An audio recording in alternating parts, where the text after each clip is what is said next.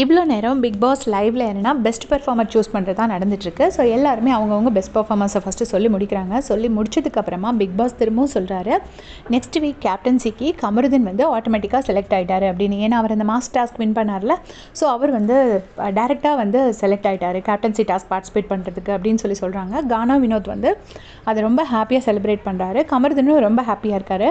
அதுக்கு அடுத்த 2 கண்டஸ்டன்ஸ் வந்து நீங்கள் வந்து பிக் பாஸ் ஹவுஸ்லேருந்து சொல்லுங்கள், உங்களுக்கு தான் எல்லாரையும் பற்றி நல்லதாக சொல்ல ரொம்ப பிடிக்குமே அப்படின்னு சொல்லி பிக் பாஸ் வந்து நைஸாக நக்கல் அடிக்கிறாரு. ஏன்னா இவங்க எல்லாருமே வந்து ரொம்ப நல்லவங்க மாதிரி நடிக்கிறாங்கங்கிறத சொல்கிறாரு.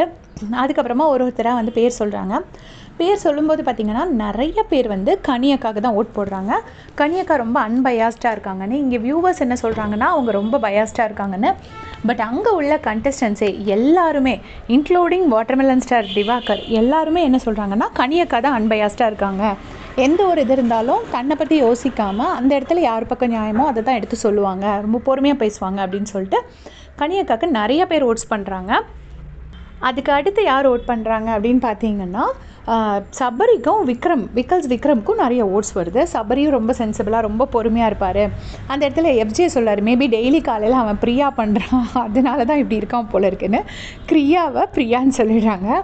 இப்படி ஒருத்தராக எல்லாருமே வந்து மேக்ஸிமம் வந்து சபரி அண்ட் விக்கல்ஸ் நேம் சொல்கிறாங்க. 2 பேருமே ஆக்சுவலி கொஞ்சம் சென்சிபிள் தான், அதில் எந்த டவுட்டும் கிடையாது. கடைசி பார்த்திங்கன்னா கனியக்காக்கு 9 ஓட்ஸும் சபரிக்கும் விக்ரம்க்கும் 6 ஓட்ஸும் கிடச்சிருக்கு. அப்போது 2 பேரும் ஃப்ரண்ட்டில் போய் நில்லுங்க, இப்போ நீங்கள் ஓட்ஸ் போட்டு செலக்ட் பண்ணுங்கன்ட்டு பிக் பாஸ் சொல்கிறாரு.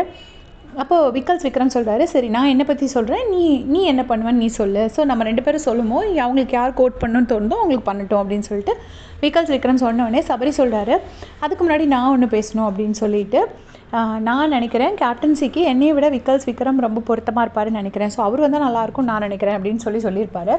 ஸோ இந்த ஒரு விஷயத்தை மட்டும் சபரி வந்து அவாய்ட் பண்ணாருன்னா அவர் ஒரு நல்ல பொட்டென்ஷியல் கண்டஸ்டண்ட்டாக இருப்பார் அப்படின்னு நான் நினைக்கிறேன். இந்த மாதிரி விஷயங்கள் பண்ணுறதுனால தான் அவரை எல்லாருமே நடிப்புன்னு சொல்கிறாங்க. ஆக்சுவலி அவர் நார்மலாக இருந்தாவே நல்லா தான் பண்ணுறாரு, எல்லாமே நல்லா தான் பிஹேவ் பண்ணுறாரு, ரொம்ப அடுத்தவங்களை கெடுக்கல, இந்த மாதிரிலாம் பண்ணிட்டு தான் இருக்காரு. கொஞ்சம் போல்டாக பேச வேண்டிய இடத்துல போல்டாக பேசுகிறாரு, மற்றபடி காமாக கம்போஸ்டாக இருக்கிறது எல்லாமே ஓகே தான். பட் இந்த மாதிரி எக்ஸ்ட்ராவாக பண்ணும்போது தான் எல்லாருமே வந்து அதை ஆக்டிங்னு அக்யூஸ் பண்ணுறாங்க. ஸோ இந்த ஒரு விஷயத்தை மட்டும் சபரி வந்து கம்மி பண்ணிக்கிட்டால் அவருக்கு நல்லாயிருக்கும் அப்படின்னு நான் நினைக்கிறேன். அவர் அப்படி சொல்லிடுறாரு. எனக்கு கண்டிப்பாக தெரியும் பிக் பாஸ் இதை ஒத்துக்க போகிறது இல்லைன்னா, அதே மாதிரி பிக் பாஸ் திருப்பி கூப்பிட்டு கண்டிக்கிறாரு. நீங்கள் தானே சொன்னீங்க, மற்ற கண்டஸ்டன்ட் சொல்லலையே, மற்ற எல்லோரும் சேர்ந்து ஓட் போடுங்க அப்படின்னு சொல்கிறாங்க. ஸோ மற்ற எல்லோரும் ஓட் போட்டதில் சபரிக்கு தான் மேக்ஸிமம் ஓட்ஸ் கிடைக்கிது. ஸோ இப்போ சபரி, கனியக்கா அண்ட் இப்போ இவங்க யார் கமருதீன் இவங்கெல்லாம் தான் நெக்ஸ்ட் வீக் கேப்டன்சி டாஸ்கில் பார்ட்டிசிபேட் பண்ண போகிறாங்க. இதே மாதிரி அன்சீன் அப்டேட்ஸ் எல்லாமே உடனே தெரிஞ்சுக்கிறதுக்கு சேனல் சப்ஸ்கிரைப் பண்ணிக்கோங்க. தேங்க்ஸ் ஃபார் வாட்சிங்.